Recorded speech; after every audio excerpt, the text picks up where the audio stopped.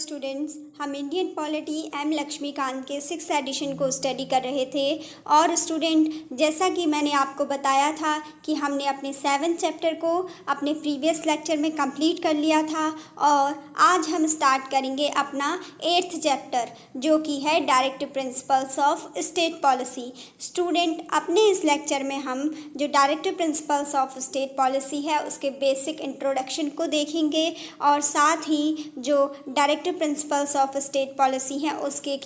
उसके जो भी फीचर्स हैं, ठीक है, उनको हम अपने इस लेक्चर में स्टडी करेंगे। स्टूडेंट, सबसे पहले directive principles of state policy को स्टार्ट करने से पहले हम क्या करेंगे, हम ये समझेंगे कि ये जो कॉन्सेप्ट है directive principle of state policy का जो आइडिया है, ये हमारे कॉन्स्टिट्यूशन के पार्ट 4 में दिया गया है। और ये जो डीपीएसपी का जो कॉन्सेप्ट है, इसके जो प्रोविजंस हैं वो हमारे कॉन्स्टिट्यूशन में अंडर आर्टिकल 36 से आर्टिकल 51 के अंडर दिए गए हैं। और स्टूडेंट, एक्चुअल में जो डायरेक्टिव प्रिंसिपल्स हैं उनको हमारे कॉन्स्टिट्यूशन में आर्टिकल 38 से आर्टिकल 51 में क्या किया गया है, मेंशन किया गया है। जबकि स्टूडेंट, ऐसा इसलिए कहा गया है कि एक्चुअली जो डीपीएसपी हैं उनका जो मेंशन किया गया है वो किया गया है under article 38 to under article 51। क्योंकि स्टूडेंट, जो आर्टिकल 36 है उसमें क्या है, आर्टिकल 36 में स्टेट को डिफ़ाइन किया गया है। आर्टिकल 36 क्या बताता है, स्टेट की डेफिनेशन को बताता है।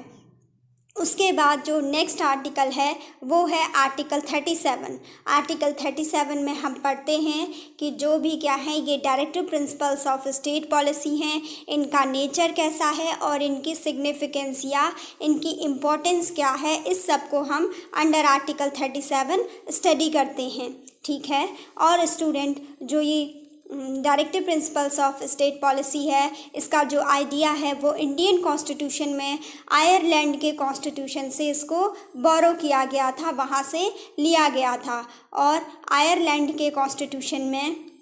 ठीक है, इसको लाया गया स्पेनिश कॉन्स्टिट्यूशन से, ठीक है। जो directive principles of state policy है उसको आयरलैंड के 1937 का जो कॉन्स्टिट्यूशन था उसमें स्पेनिश कॉन्स्टिट्यूशन से ऐड किया गया और आयरलैंड के कॉन्स्टिट्यूशन से इंडियन कॉन्स्टिट्यूशन में इसको बोरो किया गया। स्टूडेंट, जो डॉक्टर भीमराव अंबेडकर थे उन्होंने कहा कि जो ये directive principles of state policy हैं ये हमारे इंडियन कॉन्स्टिट्यूशन के क्या हैं, नोवल फीचर हैं। Novel feature of the Indian constitution कहा गया है। किसके लिए कहा गया है, डीपीएसपी के लिए कहा गया है। Directive principles of state policy को डॉक्टर भीमराव अंबेडकर के द्वारा कहा गया कि ये हमारे इंडियन कॉन्स्टिट्यूशन के नोवल फीचर हैं।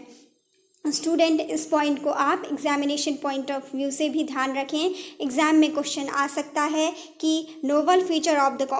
द इंडियन कॉन्स्टिट्यूशन किसे कहा गया है, डॉक्टर भीमराव अंबेडकर के अकॉर्डिंग किसे कहा गया है novel feature of the Indian constitution, DPSP को कहा गया है, directive principles of state policy को कहा गया है, ठीक है। या फिर स्टूडेंट, ये क्वेश्चन एग्जाम में ऐसे भी आ सकता है कि जो हमारे कॉन्स्टिट्यूशन में जो directive principles of state policy हैं उनको नोवल फीचर किसने कहा था, किसके द्वारा ये कहा गया है कि ये जो डीपीएसपी हैं ये हमारे कॉन्स्टिट्यूशन के नोवल फीचर हैं। तो किसके द्वारा कहा गया था, डॉक्टर भीमराव अंबेडकर के द्वारा डीपीएसपी को कहा गया था कि ये हमारे इंडियन कॉन्स्टिट्यूशन के क्या हैं, नोवल फीचर हैं। स्टूडेंट, डॉक्टर भीमराव अंबेडकर ने कहा था कि जो फंडामेंटल राइट्स हैं और उसके साथ ही जो क्या है, ये directive principles of state policy हैं, वो क्या करते हैं, हमारे कॉन्स्टिट्यूशन की क्या है, फिलॉसफी को बताते हैं, हमारे कॉन्स्टिट्यूशन की विचारधारा को बनाते हैं, ठीक है। और उसके बाद डॉक्टर भीमराव अंबेडकर कहते हैं कि ये क्या है, directive principles of state policy हमारे इंडियन कॉन्स्टिट्यूशन की सोल है, उसकी आत्मा है। और जो ग्रेनविल ऑस्टिन हैं वो कहते हैं कि जो डायरेक्टिव प्रिंसिपल्स और फंडामेंटल राइट्स हैं, उन्होंने कहा कि जो ये डीपीएसपी हैं और जो फंडामेंटल राइट्स हैं वो हमारे कॉन्स्टिट्यूशन के क्या हैं, कॉन्शियंस हैं। कॉन्शियंस मीन्स स्टूडेंट की क्या है, कोई भी ये क्या है, हमारे कॉन्स्टिट्यूशन के लिए एक प्रेरणा स्रोत है, उसकी अंतरात्मा की आवाज़ की तरह है। ठीक है, मीन्स कि ये क्या है, कॉन्स्टिट्यूशन को क्या करते हैं, हमेशा प्रेरित करते हैं, हमेशा उसको क्या है, प्रेरणा देते हैं। ठीक है, ये कहा गया है कि जो डायरेक्टिव प्रिंसिपल्स हैं और जो फंडामेंटल राइट्स हैं, ये क्या करते हैं, ये हमारे कॉन्स्टिट्यूशन के क्या है, कॉन्शियंस हैं। ये क्या है, कॉन्स्टिट्यूशन में एक क्या है, उसको एक वो प्रदान करते हैं कि जिससे कि वो क्या करे, अपने जो प्रोविज़न्स हैं उनको सही तरीके से यूज़ किया जाए, सही तरीके से उन प्रोविज़न्स को बनाया जाए। इस तरीके से क्या है, उसमें कॉन्शियंस वर्ड को जोड़ा गया है। जबकि स्टूडेंट, मैंने आपको बताया था कि कॉन्शियंस का मीन्स ये होता है कि ऐसी कोई भी क्या है, हमारी जो ऐसी इनर फीलिंग है जो कि किसी भी पर्सन को क्या बताती हो, किसी भी पर्सन को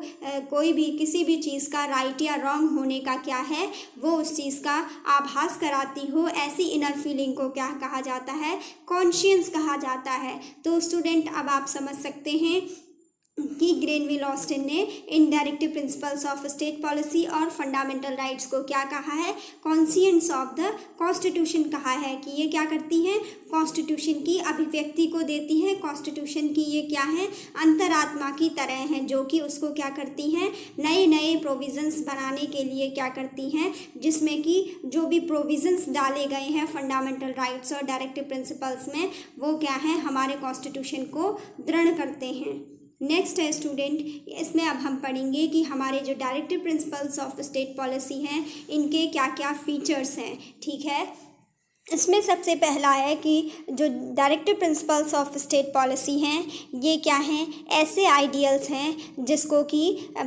जिसको माइंड में रखकर, जिसको क्या है, जिसको ध्यान में रखकर ही क्या है, गवर्नमेंट कोई भी पॉलिसीज़ बना सकती है या कोई भी लॉ बना सकती है। स्टूडेंट, जो ये directive principles of state policy है, ये क्या हैं, ऐसे आइडियाज़ हैं, ऐसे प्रिंसिपल्स हैं कि अगर स्टेट को क्या है, कोई भी क्या है, लॉ बनाना है, कोई भी पॉलिसी को फॉर्म करना है, तो उसके लिए क्या है, उसको पहले इन directive principles of state policy का ध्यान रखना होगा और उसके बेसिस पर ही स्टेट किसी भी लॉ को या किसी भी प्रकार की कोई पॉलिसी को बना सकता है। ये कहा गया है, पहला फीचर ये बताया गया है कि जो directive principles of state policy है, उसको ध्यान में रखकर ही स्टेट को क्या करना चाहिए, कोई भी गवर्नमेंट पॉलिसी बनानी चाहिए या फिर किसी भी लॉ को बनाना चाहिए। These are the constitutional instructions or recommendations to the state in legislative, executive and administrative matters। ये कहा गया है कि जो directive principles of state policy हैं, ये क्या हैं, कॉन्स्टिट्यूशनल इंस्ट्रक्शंस हैं। ये क्या हैं, कॉन्स्टिट्यूशन के द्वारा दिए गए इंस्ट्रक्शंस हैं या रिकमेंडेशंस की तरह यूज़ होती हैं। किसके लिए, स्टेट की जो भी बॉडीज़ हैं, जैसे कि स्टेट में जो लेजिस्लेटिव बॉडीज़ हैं, जो कि लॉ मेकिंग बॉडी होती है, और जो क्या है, एग्जीक्यूटिव बॉडी है, और जो एडमिनिस्ट्रेटिव मैटर हैं, उन सब के लिए कहा गया है कि आपको क्या है, जो भी काम करना होगा उनके लिए पहले क्या है, directive principles of state policy को ध्यान में रखकर ही इनने क्या है, ये अपने सारे फंक्शंस को करेंगे, लेजिस्लेटिव भी, एग्जीक्यूटिव भी और एडमिनिस्ट्रेशन में भी जो लोग हैं उनको क्या करना होगा, अपने किसी भी मैटर को फंक्शन करने के लिए उसमें ये ध्यान रखना होगा कि क्या होगा, उसमें जो directive principles of state policy हमारे कॉन्स्टिट्यूशन के द्वारा प्रोवाइड कराए गए हैं, उनको क्या है, इनका अपने फंक्शन को करने में इन directive principles of state policy को फॉलो करते हुए क्या करें, वो अपने लेजिस्लेटिव फंक्शंस को करें, एग्जीक्यूटिव फंक्शंस को करें या फिर एडमिनिस्ट्रेटिव मैटर्स में जो भी उनको करना है, उसमें जो directive principles of state policy है, उनके प्रोविजंस को ध्यान में रखकर ही कोई भी एक्शन लिया जाए। According to Article 36, thus the term state in Part 4 has the same meaning as in Part 3 dealing with the fundamental rights. Student, जैसा कि मैंने आपको अभी लेक्चर के स्टार्टिंग में ही समझा दिया था कि जो आर्टिकल 36 है उसमें क्या है, उसमें स्टेट टर्म को डिफाइन किया गया है, स्टेट की डेफिनेशन दी गई है। और स्टूडेंट हमने क्या पढ़ा था कि जो आर्टिकल 36 है, आर्टिकल 36 से आर्टिकल 51 तक जितने भी राइट्स हैं, ठीक है, जितने भी आर्टिकल्स हैं वो सब के सब क्या हैं, हमारे कॉन्स्टिट्यूशन के पार्ट 4 में आते हैं और इनको हम DPSP कहते हैं, यानी directive principles of state policy कहते हैं। तो स्टूडेंट इस यहाँ पर इस पॉइंट में ये बताया गया है कि जो आर्टिकल 36 है उसमें भी क्या है, स्टेट टर्म को डिफ़ाइन किया गया है और वह क्या है, सेम डेफिनेशन को बताता है। जैसा कि स्टूडेंट हमने क्या है, आर्टिकल 12 में भी आपको अगर ध्यान हो तो जब हमने फंडामेंटल राइट्स का अपना 7 चैप्टर पढ़ा था तो उसमें हमने क्या है, आर्टिकल 12 को पढ़ा था कि जिसमें क्या हमने पढ़ा था कि स्टेट की डेफिनेशन को पढ़ा था। तो यहाँ पर ये कहा गया है कि जो आर्टिकल 36 है वहाँ पर जो स्टेट की डेफिनेशन है और जो आर्टिकल 12 है वहाँ पर जो स्टेट की डेफिनेशन है, दोनों ही क्या हैं, सेम हैं, दोनों की मीनिंग क्या है, सेम है, ये कहा गया है। और स्टूडेंट ये जो आर्टिकल 12 है ये हमारे कॉन्स्टिट्यूशन के पार्ट 3 में आता है, फंडामेंटल राइट्स में आता है, ठीक है। इसमें यही बताया गया है कि आर्टिकल 36, स्टूडेंट अगर कोई भी कभी भी क्वेश्चन आए कि बताइए कौन सा ऐसा आर्टिकल है जो कि क्या है, जो कि फंडामेंटल राइट्स के अंडर है और स्टेट को डिफाइन करता है, तो तब आप उसका आंसर देंगे आर्टिकल 12, ठीक है। और अगर आपसे पूछा जाए कि क्या कोई ऐसा directive principles of state policy है जो कि स्टेट को डिफाइन करता है, तो हाँ, अंडर आर्टिकल 36 क्या है, आर्टिकल 36 स्टेट टर्म को डिफाइन किया गया है जो कि एक क्या है, DPSP का पार्ट है। The directive principles resembles the instrument of instructions enumerated in the Government of India Act of 1935. Student इसका जो दूसरा फीचर है directive principles of state policy का, इसमें ये कहा गया है कि जो ये डायरेक्टिव प्रिंसिपल है हमारे कॉन्स्टिट्यूशन में, ये क्या हैं, ये हैं इंस्ट्रूमेंट। ये किसकी तरह दिखते हैं, बताया है कि जो इनकी रिजेम्बलेंस है, जो क्या है, जो इनका मतलब जो इनकी समानता बताई गई है वो बताई गई है, ये किसकी तरह दिखाई देते हैं, जो कि इंस्ट्रूमेंट ऑफ इंस्ट्रक्शन से enumerated in the Government of India Act of 1935। जो Government of India Act of 1935 में जो इंस्ट्रूमेंट ऑफ इंस्ट्रक्शंस जो दिए गए हैं, ये क्या हैं, डायरेक्टिव प्रिंसिपल्स क्या हैं, उनकी तरह लगते हैं, ऐसा इसका एक फीचर दिया गया है। और डॉक्टर भीमराव अंबेडकर कहते हैं कि जो डायरेक्टिव प्रिंसिपल्स हैं वो क्या हैं, इंस्ट्रूमेंट ऑफ इंस्ट्रक्शंस की तरह हैं। और स्टूडेंट ये जो इंस्ट्रूमेंट ऑफ इंस्ट्रक्शंस हैं ये क्या है, ये जब हमारे देश में क्या था, ब्रिटिशर्स का रूल था, तो उस टाइम पे जो भी क्या होते थे, गवर्नर जनरल्स होते थे या फिर गवर्नर्स होते थे प्रोविंसेस के, उनको क्या है, कुछ इंस्ट्रक्शंस दिए जाते थे, कुछ इंस्ट्रूमेंट ऑफ इंस्ट्रक्शंस होते थे जो कि गवर्नर जनरल या फिर जो गवर्नर होते थे उनके लिए क्या किए जाते थे, ब्रिटिश गवर्नमेंट के द्वारा इशू किए जाते थे, ठीक है, ताकि क्या कर सकें, वो अपने प्रोविंस में गवर्नमेंट को चला सकें, उन इंस्ट्रक्शंस को फॉलो करके गवर्नमेंट को चला सकें। इसीलिए कि इनको क्या कहा गया है, इंस्ट्रूमेंट ऑफ इंस्ट्रक्शंस कहा गया है। और उन्हीं की समानता, उन्हीं की इक्वलिटी, उन्हीं की रिजेम्बलेंस को प्रदर्शित किया गया है, रिप्रेजेंट किया गया है, किसके रूप में, directive principles of state policy के रूप में। They are instructions to the legislative and executive. Student ये जो directive principles of state policy हैं ये क्या हैं, ये एक इंस्ट्रक्शंस की तरह हैं, किसके लिए, लेजिस्लेचर के लिए। मीन्स की क्या है, जो लॉ मेकिंग बॉडी है, जो लेजिस्लेचर है, ठीक है, उनके लिए, और साथ ही जो क्या है, एग्जीक्यूटिव है, मीन्स जो काउंसिल ऑफ मिनिस्टर्स हैं, ठीक है, ये कहा गया है कि उनके लिए क्या है, एक इंस्ट्रक्शन की तरह हैं। इसके बाद इसका थर्ड फीचर है directive principles of state policy का कि the directive principles constitute a very comprehensive economic social and political programme for a modern democratic state. ये कहा गया है कि जो directive principles of state policy हैं ये क्या करते हैं, हमारे इंडिया को क्या बनाते हैं, very comprehensive economic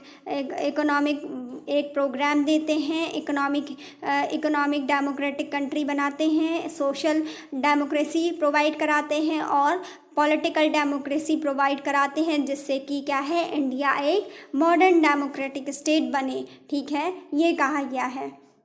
They aim at realizing the high ideals of justice, liberty, equality and fraternity as outlined in the preamble of the Constitution। ये कहा गया है कि जो directive principles of state policy है उनका ऑब्जेक्टिव क्या है, उनका ऑब्जेक्टिव है कि क्या हो सके हमारे इंडियन कॉन्स्टिट्यूशन में जो भी क्या हैं, ये हमारे इंडियन कॉन्स्टिट्यूशन के प्रियम्बल में जो क्या हैं, जो आइडियल्स दिए गए हैं, जो आदर्श दिए गए हैं, उच्च आदर्श दिए गए हैं, जस्टिस का, लिबर्टी का, इक्वलिटी का जो कॉन्सेप्ट दिया गया है और जो फ्रेटर्निटी का कॉन्सेप्ट दिया गया है उसको क्या किया जा सके, रियलाइज़ किया जा सके, उसको वास्तविक बनाया जा सके। ये क्या है, directive principles of state policy का ऑब्जेक्टिव है, इनका एम है। They embody the concept of welfare state. ये कहा गया है कि जो directive principles of state policy हैं उनका जो क्या है, उनका जो एम है वो क्या है, एक वेलफेयर स्टेट को बनाना है। They embody the concept of welfare state, वो क्या करते हैं, एक वेलफेयर स्टेट के कॉन्सेप्ट को बनाते हैं। जैसे कि क्या है, इंडिया क्या है, एक वेलफेयर स्टेट है। इस चीज़ को इंश्योर कराने के लिए क्या है, हमारे कॉन्स्टिट्यूशन में directive principles of state policy को ऐड किया गया है और ये कहा गया है कि इंडिया क्या है, इंडिया को क्या बनाना है, एक वेलफेयर स्टेट बनाया जाना है, ना कि क्या है, इसे एक पुलिस स्टेट नहीं बनाना है। जैसा कि क्या था, इंडिया क्या था, पुलिस स्टेट था ड्यूरिंग कॉलोनियल एरा, जो कि जब क्या था, ब्रिटिशर्स का यहाँ पे साम्राज्य था, तो उस टाइम पे क्या था कि यहाँ पे उनका पुलिस स्टेट के रूप में से जाना जाता था। स्टूडेंट, पुलिस स्टेट क्या होता है, पुलिस स्टेट होता है कि जहाँ पे क्या होता है, मेनली जब किसी प्लेस में क्या होता है, लॉ एंड ऑर्डर के मेंटेनेंस के लिए ही क्या है, काम किया जाता है और क्या है, कंट्री में कोई भी एक्सटर्नल एग्रेशन हो उससे क्या है, कंट्री को डिफेंस प्रोवाइड कराया जाता है। लेकिन क्या है, वहाँ पर लोगों में आपस में क्या चल रहा है, इस चीज़ में कोई भी ध्यान नहीं दिया जाता है और इंडिविजुअल लेवल पर कोई भी कंट्रोल नहीं होता है। ठीक है, और इससे क्या होता है कि एनार्की का कॉन्सेप्ट आ जाता है और इसको ही क्या कहते हैं, इसको ही लेसेस फेयर भी कहते हैं। ठीक है, इसको क्या कहते हैं, लेसेस फेयर भी कहते हैं। लेकिन ये कहा गया है कि जो हमारे जो directive principles of state policy है, इनका मेन ऑब्जेक्टिव क्या है, इनका मेन ऑब्जेक्टिव है इंडिया को एक वेलफेयर स्टेट बनाना। ठीक है, न कि एक पुलिस स्टेट बनाना। पुलिस स्टेट मीन्स कि ये बताया स्टूडेंट कि ऐसी कंट्री जहाँ पर क्या है, मेनली क्या हो, लॉ एंड ऑर्डर को मेंटेन किया जाता हो, उसके लिए क्या हो, सारे काम किए जाते हो मेनली लॉ एंड ऑर्डर को मेंटेन करने के लिए और कंट्री को किसी भी एक्सटर्नल एग्रेशन से बचाने के लिए। लेकिन स्टूडेंट, इसमें क्या है, लोगों का अंदर जो भी कंट्री के अंदर जो लोगों का जो फंक्शनिंग चल रही है, लोगों का जो आपस में काम चल रहा है, उस पर क्या है, कोई ध्यान नहीं दिया जाता है, उनके लिए कोई पॉलिसीज नहीं बनाई जाती हैं। तो ऐसे स्टेट को क्या कहा जाता है, पुलिस स्टेट कहा जाता है। और वहाँ पर क्या होता है, वहाँ पे इंडिविजुअलिज्म की थ्योरी आती है, जिसे कि क्या कहा जाता है, लेसेज फेयर भी कहा जाता है। लेकिन स्टूडेंट, जो हमारे directive principles of state policy हैं वो क्या बताते हैं, वो बताते हैं कि हमारा एम क्या है, एक वेलफेयर स्टेट को बनाने का हमारा ऑब्जेक्टिव है। In brief they seek to establish economic and social democracy in the country. ये कहा गया है कि जैसे कि हमने अपने ये थर्ड पॉइंट में सबसे ऊपर ही पढ़ा कि जो directive principles of state policy हैं ये मॉडर्न डेमोक्रेटिक स्टेट के लिए क्या करते हैं, उसको कॉम्प्रिहेंसिव इकोनॉमिक बनाते हैं, सोशल डेमोक्रेसी प्रोवाइड कराते हैं और पॉलिटिकल डेमोक्रेसी प्रोवाइड कराते हैं, जिससे कि इंडिया क्या बन पाए, एक मॉडर्न डेमोक्रेटिक स्टेट बन पाए। ये वही यहाँ पे कहा गया है कि क्या है, ये जो directive principles of state policy हैं ये क्या करते हैं, हमारी कंट्री में इकोनॉमिक और सोशल डेमोक्रेसी को एस्टैब्लिश करने का प्रयास करते हैं। ठीक है, इसमें जो नेक्स्ट फीचर है, इसका फोर्थ फीचर है the directive principles are non justiciable in nature, that is they are not legally enforceable by the courts for their violation. Student जो क्या हैं, जो directive principles of state policy हैं ये क्या होते हैं, नॉन जस्टिशिएबल इन नेचर। इसका मीन्स ये है कि क्या है, उनको कोर्ट में जाकर अगर किसी भी पर्सन के डायरेक्टिव प्रिंसिपल्स का क्या होता है, वायलेशन होता है, तो उसके इम्प्लीमेंट के लिए क्या है, उसके इन्फोर्समेंट के लिए ही कोई भी पर्सन क्या है, कोर्ट में नहीं जा सकता है। ठीक है, उनके लिए क्या है, कोर्ट में नहीं जा सकता है। कोर्ट के द्वारा ये क्या है, directive principles of state policy को लीगली इन्फोर्सेबल नहीं बनाया गया है।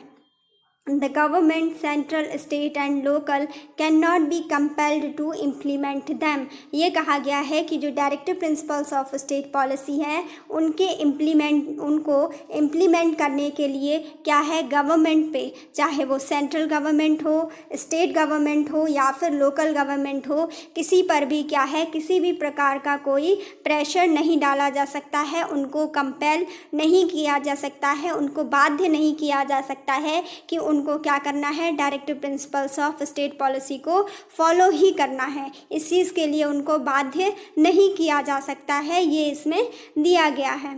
स्टूडेंट इसमें नेक्स्ट बताया गया है कि the constitution article 37 itself says that these principles are fundamental in the governance of the country and it shall be the duty of the state to apply these principles in making laws।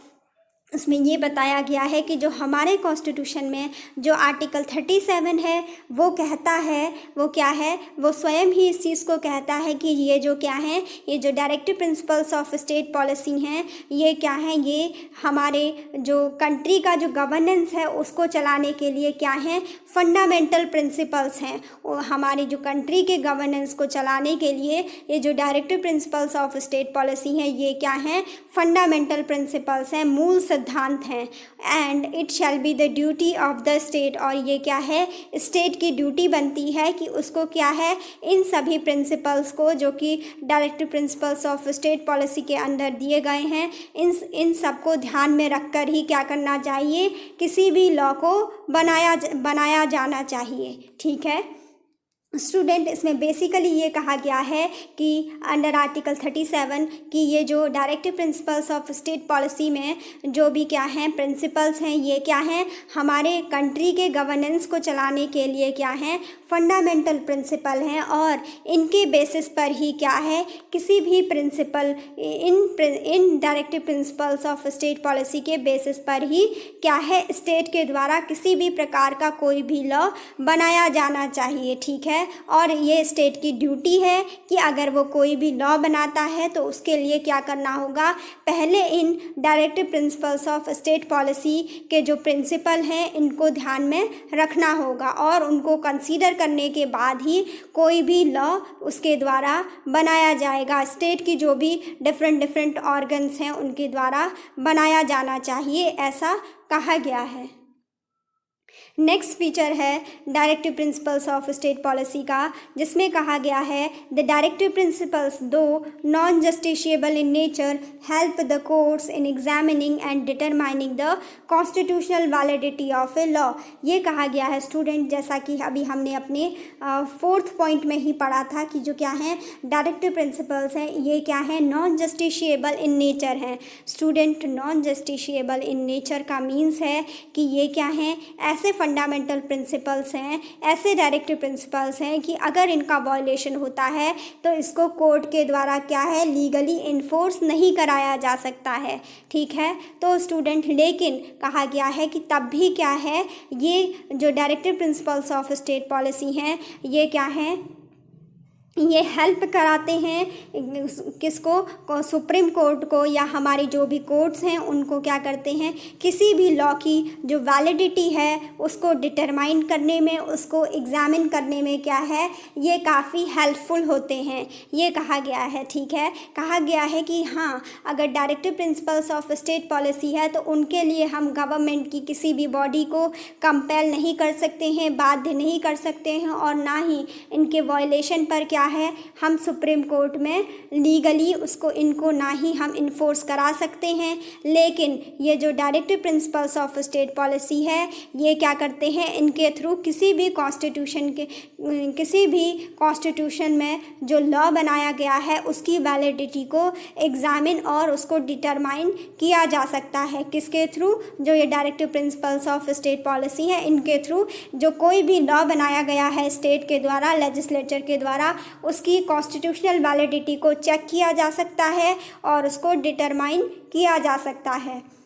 The Supreme Court, if finds that the law in question seeks to give effect to a directive principle, it may consider such law to be reasonable in relation to Article 14 और Article 19। Student इसमें यही बताया गया है कि supreme court के द्वारा ये कहा गया कि क्या होगा, अगर कोई भी लॉ क्या है वो क्या करता है, वो directive principles of state policy के इन्फोर्समेंट में कोई भी उसमें क्या है, कोई भी क्वेश्चन उठाता है तो क्या होगा, उसमें क्या है, कुछ रीजनेबल रेस्ट्रिक्शंस के संग क्या होगा, उसको इन्फोर्सेबल बनाया जाएगा। और जो रीजनेबल रेस्ट्रिक्शंस हैं वो किस में किए जाएंगे, जो हमारे फंडामेंटल राइट्स हैं उसमें अंडर आर्टिकल 14 और अंडर आर्टिकल 19 में रीजनेबल रेस्ट्रिक्शंस किए जाएंगे, और उसके बेसिस पर क्या किया जाएगा, जो directive principles of state policy है उनके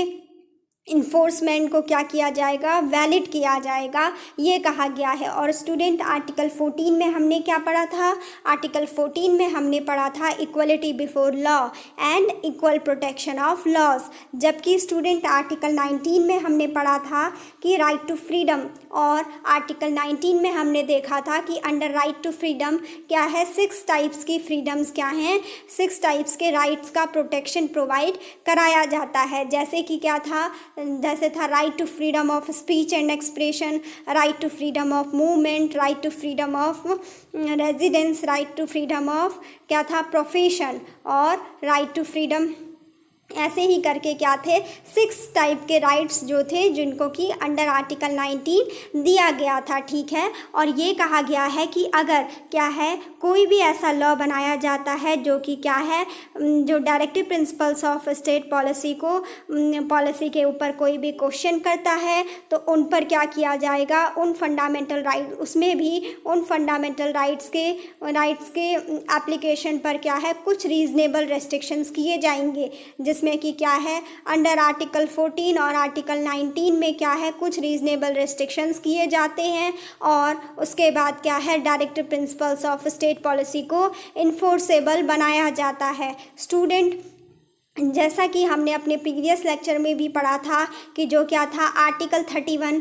जो हमने पढ़ा था आर्टिकल 31C में, कि जिसमें हमने पढ़ा था कि क्या किया जाता है, जो directive principles of state policy होता है अंडर आर्टिकल 39B और अंडर आर्टिकल 39 क्लॉज C, उसमें क्या किया जाता है, उसको इन्फोर्सेबल बनाया जाता है, और ये कहा जाता है कि इनके इन्फोर्समेंट को किसी भी फंडामेंटल राइट्स के वायलेशन के बेसिस पर क्या है, वॉइड डिक्लेयर नहीं किया जा सकता है। और इसके लिए क्या है, आर्टिकल 14 और आर्टिकल 19 पर कुछ रीजनेबल रेस्ट्रिक्शंस किए गए थे, और आर्टिकल 39 क्लॉज B और आर्टिकल 39 क्लॉज C के अंदर जो भी प्रोविजन से उनको प्रोटेक्शन प्रोवाइड कराया गया था और उनको इन्फोर्स कराया गया था। तो स्टूडेंट ये क्या था, directive principles of state policy के हमने सारे बेसिक फीचर्स को स्टडी किया, जिसमें कि हमने पढ़ा कि जो directive principles of state policy हैं ये क्या है, नॉन जस्टिशिएबल हैं अपने नेचर में, जबकि जो फंडामेंटल राइट्स होते हैं वो क्या होते हैं, जस्टिशिएबल नेचर के होते हैं। अगर किसी भी पर्सन के फंडामेंटल राइट्स का वायलेशन हो जाता है तो वो क्या करता है, अंडर आर्टिकल 32 वो सुप्रीम कोर्ट में रिट इशू कर सकता है, और अंडर आर्टिकल 226 वो क्या कर सकता है, हाई कोर्ट में जाकर रिट इशू कर सकता है। लेकिन स्टूडेंट अगर किसी भी पर्सन के डायरेक्टिव प्रिंसिपल्स को क्या है, डायरेक्टिव प्रिंसिपल्स को इम्पोर्टेंस नहीं दी जाती है या डायरेक्टिव प्रिंसिपल का इन्फोर्समेंट नहीं किया जाता है, तो उस चीज़ के लिए क्या है, कोर्ट इन्फोर्सेबल नहीं होती है। ठीक है, कोर्ट इस चीज़ के लिए लीगली इन्फोर्सेबल नहीं होती है, इसीलिए इनको क्या कहा गया है कि जो डायरेक्टिव प्रिंसिपल्स हैं ये क्या है, नॉन जस्टिशिएबल हैं। और साथ ही ये भी क्या था कि ये क्या है, हमारे कॉन्स्टिट्यूशन में जो क्या है, गवर्नमेंट को चलाने के लिए ये क्या है, फंडामेंटल प्रिंसिपल्स हैं। इनको अंडर आर्टिकल 37 कहा गया कि ये क्या है, हमारी कंट्री की गवर्नेंस को चलाने के लिए फंडामेंटल प्रिंसिपल्स हैं। और अगर कोई स्टेट के द्वारा कोई भी लॉ बनाया जाता है तो उसके लिए क्या होगा, इन प्रिंसिपल्स को ध्यान में रखना होगा, इनको कंसीडर करके ही स्टेट के द्वारा कोई भी लॉ बनाया जाएगा। और स्टूडेंट हमने ये पढ़ा कि जो ये directive principles of state policy हैं ये क्या है, नॉन जस्टिशिएबल है, मीन्स कि इनको क्या है, कोर्ट में जाकर हम इन्फोर्स नहीं करा सकते हैं स्टूडेंट। और साथ ही ये भी कि जो गवर्नमेंट की कोई भी बॉडी है उनको क्या है, हम directive principles of state policy को इम्प्लीमेंट करने के लिए क्या है, बाध्य नहीं कर सकते हैं, उनको कंपेल नहीं कर सकते हैं। लेकिन अगर क्या है, स्टेट हमारे फंडामेंटल राइट्स का वायलेशन करता है तो तब हम उस कंडीशन में सुप्रीम कोर्ट में जाकर उसको इन्फोर्स करा सकते हैं रिट इशू करा के। लेकिन स्टूडेंट अगर गवर्नमेंट की कोई भी बॉडी, चाहे वो सेंट्रल गवर्नमेंट की कोई बॉडी हो, स्टेट गवर्नमेंट हो या फिर लोकल गवर्नमेंट हो या फिर लेजिस्लेचर हो, अगर या फिर एग्जीक्यूटिव हो, ये कोई भी अगर क्या करते हैं, डायरेक्टिव प्रिंसिपल्स को ध्यान में रखकर किसी लॉ को नहीं बनाते हैं या फिर अपने लॉज को बनाते टाइम डायरेक्टिव प्रिंसिपल्स का ख्याल नहीं रखते हैं, तो क्या है, हम क्या है, उनको कोर्ट में जाकर इस चीज़ के लिए चैलेंज नहीं कर सकते हैं और ना ही हम उनको कंपेल कर सकते हैं। ठीक है, क्योंकि ये क्या है, नॉन जस्टिशिएबल है, इनको कोर्ट में जाकर इन्फोर्स नहीं कराया जा सकता है। और स्टूडेंट इसमें हमने पढ़ा था कि जो इसका उद्देश्य है, जो इसका एम है वो क्या है, एक वेलफेयर स्टेट बनाना है इंडिया को। साथ ही ये जो directive principles of state policy हैं ये क्या करते हैं, हमारे कंट्री में क्या है, इकोनॉमिक डेमोक्रेसी और सोशल डेमोक्रेसी को एस्टेब्लिश करते हैं। ठीक है, और उसके बाद स्टूडेंट हमने इसमें पढ़ा था कि जो directive principles of state policy हैं वो क्या हैं, जो Government of India Act of 1935 में जो इंस्ट्रूमेंट ऑफ इंस्ट्रक्शंस हैं उससे अपनी समानता रखते हैं। ठीक है, यानी डायरेक्टिव प्रिंसिपल्स की जो तुलना की गई थी, उनकी समानता बताई गई थी। जो Government of India Act of 1935 में जो इंस्ट्रूमेंट ऑफ इंस्ट्रक्शंस थे उनके समान इनको डायरेक्टिव प्रिंसिपल्स को बताया गया है। और स्टूडेंट हमने ये पढ़ा था कि जो ये डायरेक्टिव प्रिंसिपल्स हैं उनको डॉक्टर भीमराव अंबेडकर ने कहा था कि ये क्या हैं, इंस्ट्रूमेंट ऑफ इंस्ट्रक्शंस हैं, जो कि क्या था, जिनको कि ब्रिटिश एरा में क्या किया जाता था, गवर्नर्स या गवर्नर जनरल्स के लिए इशू किया जाता था, ताकि उन इंस्ट्रूमेंट ऑफ इंस्ट्रक्शंस के थ्रू वो क्या है, अपने प्रोविंसेस की गवर्नेंस को चला सकें और वहाँ पे गवर्नमेंट को कंट्रोल कर सकें, जो भी हैं वो सारे फंक्शंस को, उनके लिए जो भी इंस्ट्रक्शंस थे वो इस इंस्ट्रूमेंट ऑफ इंस्ट्रक्शंस में दिए जाते थे। तो डॉक्टर भीमराव अंबेडकर ने भी जो directive principles of state policy हैं उनको, उनका कंपैरिजन किससे किया है, उनकी समरूपता बताई है किससे, इंस्ट्रूमेंट ऑफ इंस्ट्रक्शंस से। ठीक है, और ये कहा गया है कि ये क्या होते हैं, जो डायरेक्टिव प्रिंसिपल होते हैं ये लेजिस्लेचर और एग्जीक्यूटिव के लिए इंस्ट्रक्शंस की तरह होते हैं, उनके लिए क्या है, आदेशों की तरह होते हैं। ठीक है, और उसमें हमने पढ़ा था कि जो ये directive principles of state policy हैं ये क्या हैं, ये ऐसे आइडियल्स हैं, ऐसे प्रिंसिपल्स हैं कि जिनको स्टेट के द्वारा कोई भी पॉलिसी अगर वो बनाती है या फिर स्टेट के द्वारा कोई भी लॉ बनाया जाता है तो उसको बनाते टाइम क्या है, इन directive principles of state policy को क्या करना होगा, कंसर्न करना होगा। इनको कंसीडर करते हुए ही क्या है, स्टेट को ये राइट दिया गया है कि वो क्या है, वो अपनी पॉलिसीज़ को बनाए और किसी भी एक्ट को बनाए उसके लिए उसको क्या कहा गया है कि उसको इन directive principles of state policy को ध्यान में रखना होगा, इनके आइडियल्स को कंसीडर करना होगा। उसके बाद हमने पढ़ा था स्टूडेंट ये क्या है कि जो भी स्टेट के लेजिस्लेटिव बॉडी है, जो एग्जीक्यूटिव बॉडी है या जो एडमिनिस्ट्रेटिव बॉडी है, उनके जितने भी फंक्शंस हैं उन सबको ऑर्गेनाइज करने के लिए ये क्या हैं, ये इंस्ट्रक्शंस के रूप में काम करते हैं या फिर रिकमेंडेशंस की तरह काम करते हैं जो हमारे directive principles of state policy में है।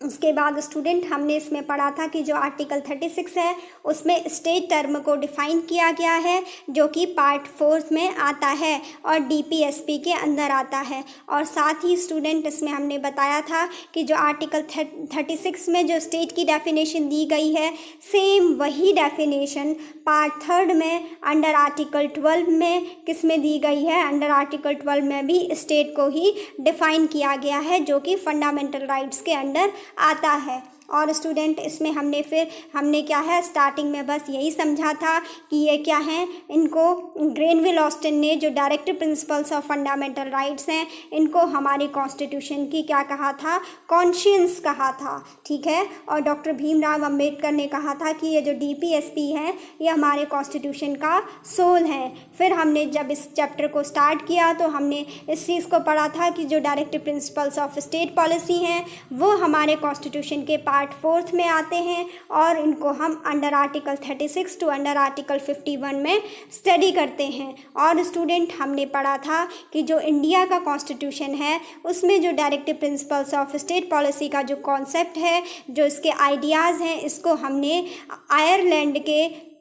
1937 के कॉन्स्टिट्यूशन से लिया था, जबकि आयरलैंड के कॉन्स्टिट्यूशन में इसको स्पेनिश कॉन्स्टिट्यूशन से लिया गया था। और स्टूडेंट जो डॉक्टर भीमराव अंबेडकर थे उन्होंने क्या कहा कि जो directive principles of state policy हैं ये क्या हैं, इंडियन कॉन्स्टिट्यूशन के नोवल फीचर हैं। तो स्टूडेंट एक बार हमने क्या है इसको दोबारा पूरा जितना भी हमने पढ़ा है इसको हमने पूरा रिवाइज कर लिया। आई होप स्टूडेंट कि आपको समझ में आया हो। तो अब क्या है अभी का लेक्चर यहीं पर रखते हैं और अपने नेक्स्ट लेक्चर में क्या है हम पढ़ेंगे कि उसकी क्या क्या जो क्लासिफिकेशन ऑफ जो ये क्या है जो डीपीएसपी हैं, ठीक है, जो ये directive principles of state policy हैं इसके क्लासिफिकेशन को हम अपने नेक्स्ट लेक्चर में स्टार्ट करेंगे। Thanks for watching.